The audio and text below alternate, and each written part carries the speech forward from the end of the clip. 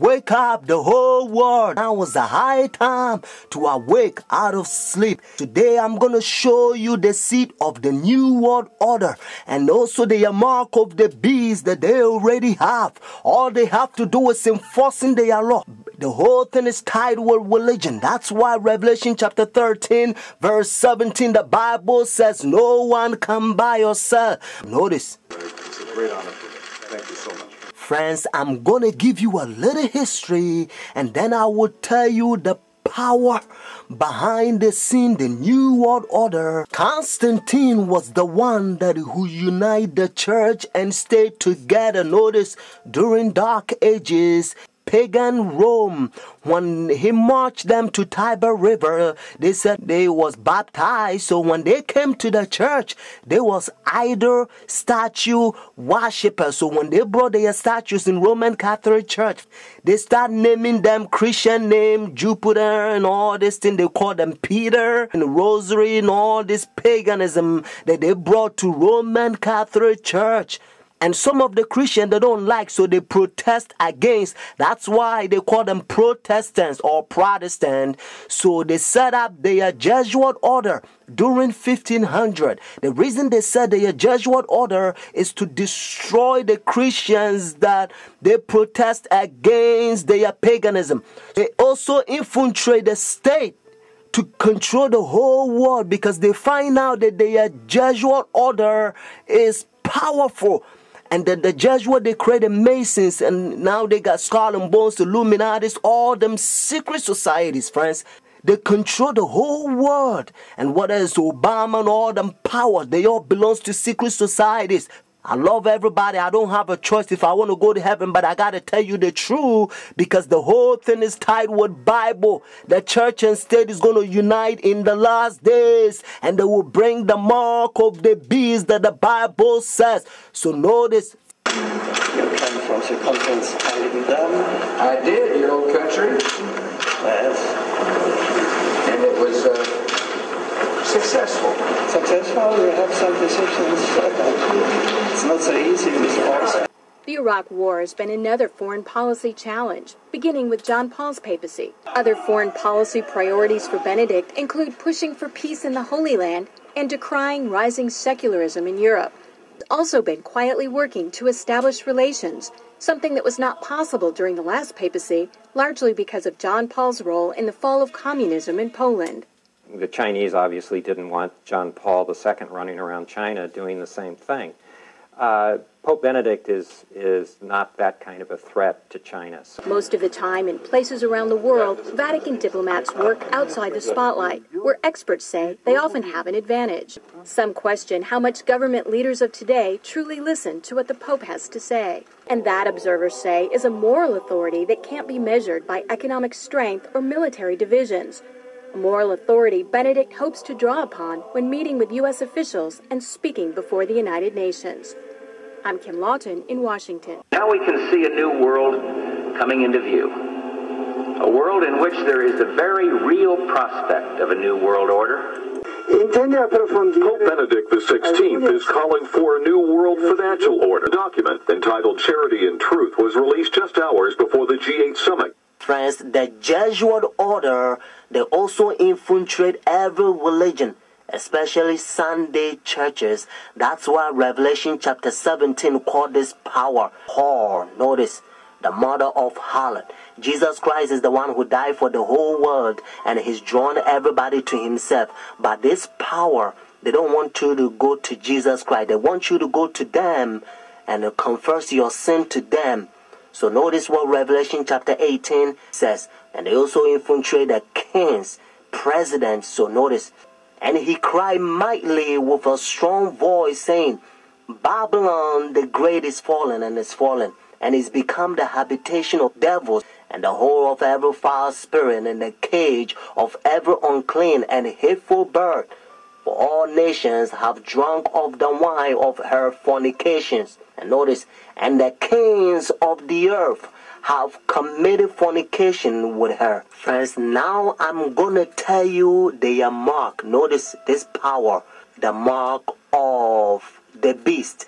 Because notice, if the Bible says the mark of The beast means this power has a mark. The beast is a language that God is using for this power.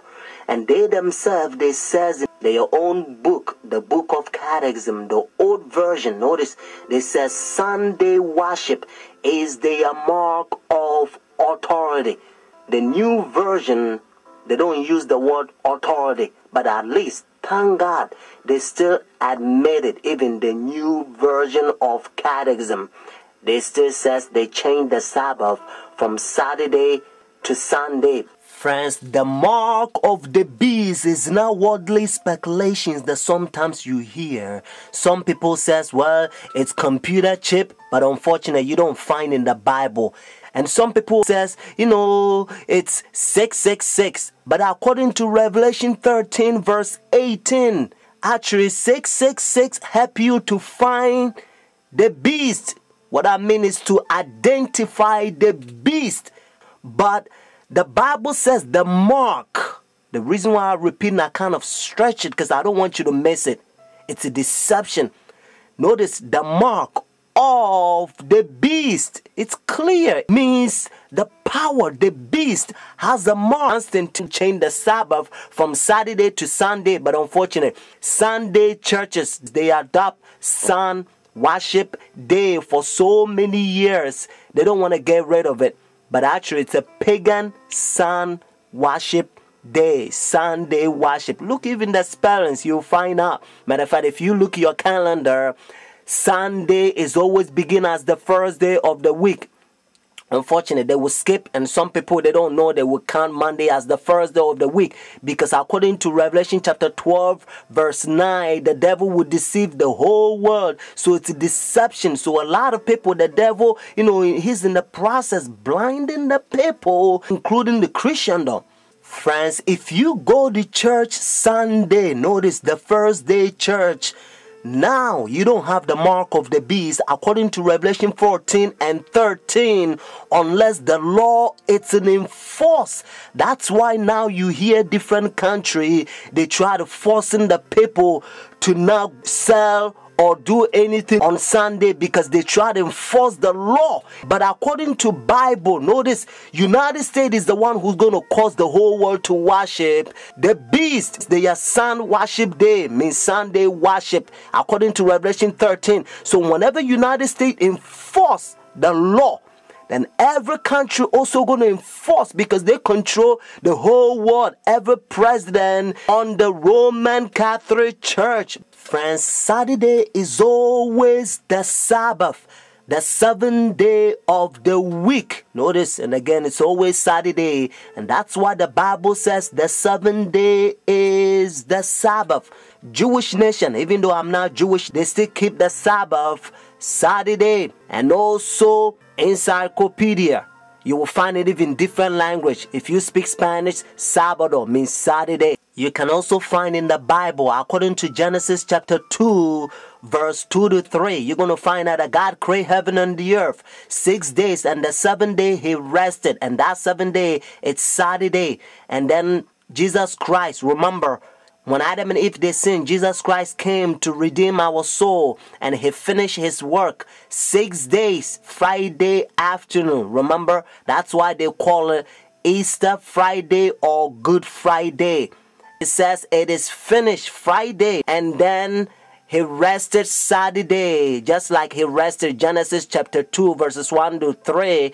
And Sunday, the early day in the morning, you will find in the book of Luke chapter 24 verses 1 to 3. You will also find in Luke chapter 23 verses 50 to 56. The 7th day is always Saturday until Constantine 321. He changed it from Saturday to his own pagan sun creation worship day. The devil behind the scene. You are about to see the power God is going to fill us with his outpouring, just like he did it for the first century, the apostle church. And then we're going to go forward and preach the loud cry. The third angel's message, we're going to protest against their pagan sun worship day, means their Sunday worship. And then Jesus Christ will come, just like Bible says, if the day is not short, no flesh will be saved. But